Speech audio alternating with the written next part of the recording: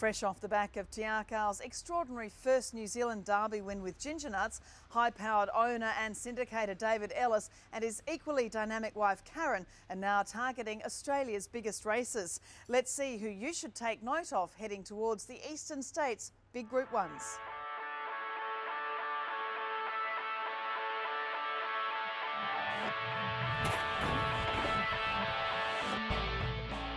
Shut the gate in the Derby! Ginger Nuts has dunked them in the Derby! Further back in the field then with it. It's an expensive horse and there's a lot of excited owners here, so huge buzz.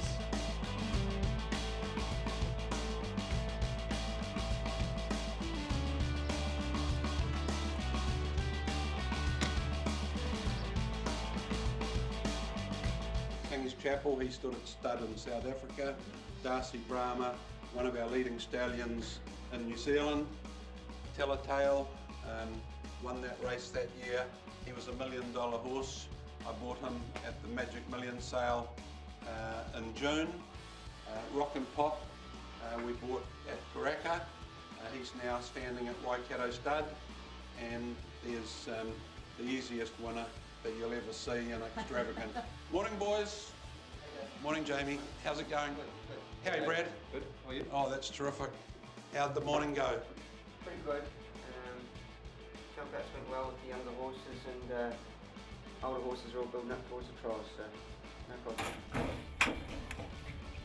It's just been fantastic to visit the Te Akau training stables today and see a little bit more of the background behind your business. And tell me a little bit about where we are now, the training stables at the racecourse. You've had this for an awfully long time. Yeah, I bought this property in 1986, and we've been here since then.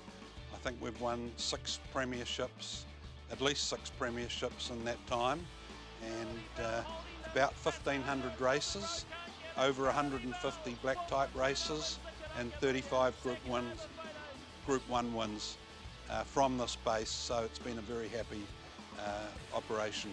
Yeah, tell me where the passion comes from. You're a cattle and sheep farmer, so agriculture really is your business. Where did this passion for racing and breeding horses come from? Well, I just really enjoyed going to the races when I was a young guy, loved the excitement, the thrill, and I registered my colours in 1977. It's tangerine and navy. Yeah, that's right. And I just found that it was a great way of diversifying from sheep and cattle farming. I won my first race in 1978. I was the only one there, and I thought it was pretty disappointing thrill. So I thought I want to race horses with other people and be able to go to the winner's circle with them and have the thrill of winning races and being able to have drinks and the excitement with other people. So I started to put little partnerships together to ensure that we had really nice horses to train from our Matamata base. Well, you have obviously some big clients, and big Asian clients and big Australian clients, but the syndicates, tell me how the syndicates actually work, because you know a lot of your syndicate members do have shares in a number of horses, don't they? Yeah, one of our good owners won 47 races last year from this base, and he won Group 1s and group races in Singapore and New Zealand. But we've just built up over 30 years a really solid clientele of people that are very successful in their own business, that want to be involved in racing and have the operation managed professionally, and they've been very loyal to Karen and I, and it's just worked really well. Karen's obviously a fabulous support. I mean, she's just wonderful. I've worked with her obviously on the trackside coverage of the sales, and she's just magnificent as a TV presenter and a wonderful lady too. Just how does it work? You're both so busy. How on earth do you keep tabs on everything that's happening? We've got a really solid support team around us. We've got people that have worked for us for a very long time. And they know my systems that we have in place, and it just works well. We employ 50 people full-time here and 30 in Singapore, and they're all people that I'm really proud of and that really the true heroes of our industry. And you've developed stallions as well. I mean, you look at Darcy Brahma, obviously standing at the Oaks, Burgundy. Those stallions that you've developed and bought as racehorses, that must be so rewarding now to see them doing so well. Well, it's really quite exciting when you see a stallion like Burgundy, and his first one goes to the races and wins. Then the second one goes to the races and wins, and then the third one goes to the races, and you think, gee, perhaps we're really onto something here. And you can't describe the excitement that you get for buying a stallion and then breeding, using him, seeing him win group races on the racetrack, and then seeing him leave really gorgeous looking foals that go on to win races. I don't think there's a better feeling in the world. 6:25 bikes, where was that? Oh, in the words of David Ellis, you've done it again, you've really done it this time. It's quite incredible, Carolyn. All these buyers come from around the world with huge checkbooks, and yet every year, for the last 10 years, he's been our leading buyer, spending 5, 6 and 7 million, and all syndicated. Some of them, the clients that he already has, but a lot of new clients, and between him and Karen, they do an amazing job of bringing these new people into the game. And as he says, it's about people, as you just said too, and about sharing the successes with other people. That's right, and it's not just the racing. I mean, he's involved with stallions as well, and he's got a lot of broodmares himself. He's got a 3,000 or 4,000 acre farm in the Waikato where he breeds horses, he sends mares to other stallions, so he's supporting every facet of the industry. I guess people see you spending a lot of money at the sales, but it takes a lot of money. You're putting a lot in to actually continue to race these horses, aren't you? It's not just about spending big money and getting the rewards. They don't all win just because they cost a lot, do they? No, that's right.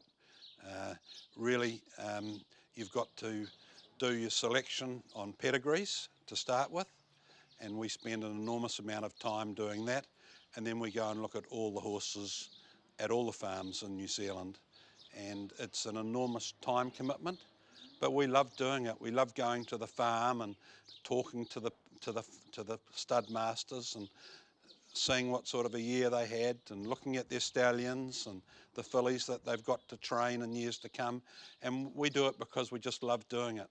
Mm-hmm. And what do you look for? I mean, if we were to ask you what your archetypal horse is that you like at the sales? I mean, obviously pedigree is a big part of it, but what as far as type, or is there something in a personality of a yearling? Is there something that grabs you particularly about the horses that you will go that extra bid on?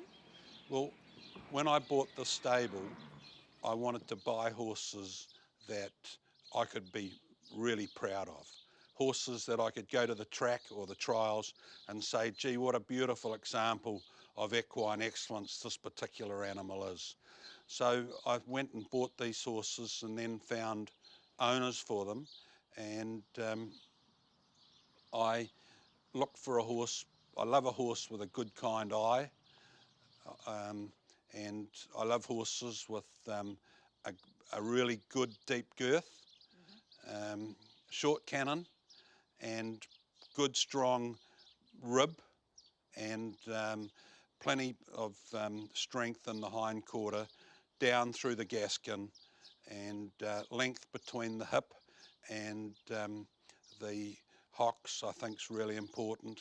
But it's really a total package. You know, I seem to have an eye that can visualise how a horse will develop, because really when you buy it as a yearling, it's somewhat irrelevant. What is very relevant is what they look like the day you leg the jockey up, and they do develop and change dramatically between 1-year-old and 2-year-old and 3-year-olds. Well, looking at some of the horses in the stables, you have some fabulous horses that will be racing, obviously the New Zealand Carnival's in full swing, but also looking ahead, particularly Sydney, you know, around about Easter, the Autumn Carnival there, the championships, I think you might have a few contenders there. Who are you most excited about?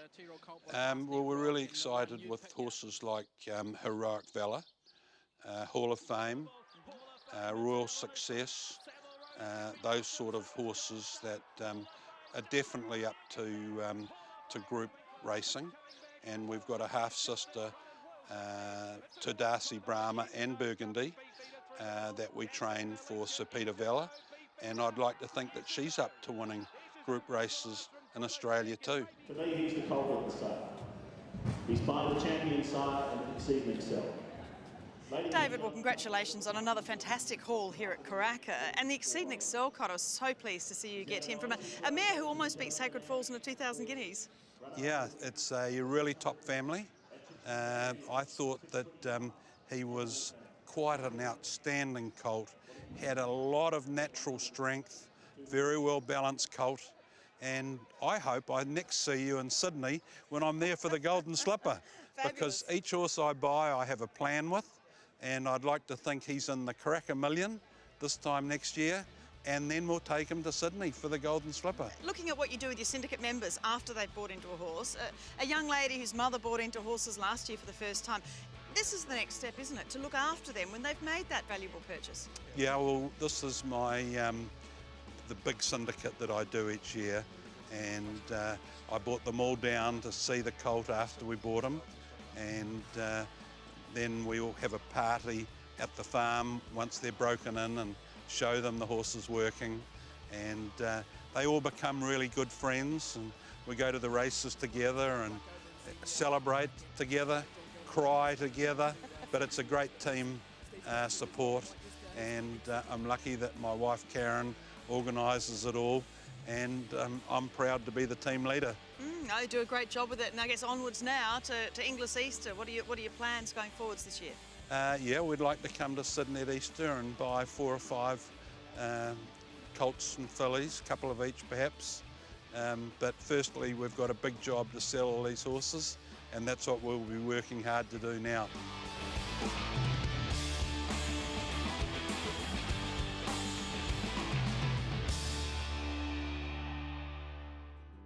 And we wish Dave and Karen all the best as they continue to grow the ownership base in Australasia.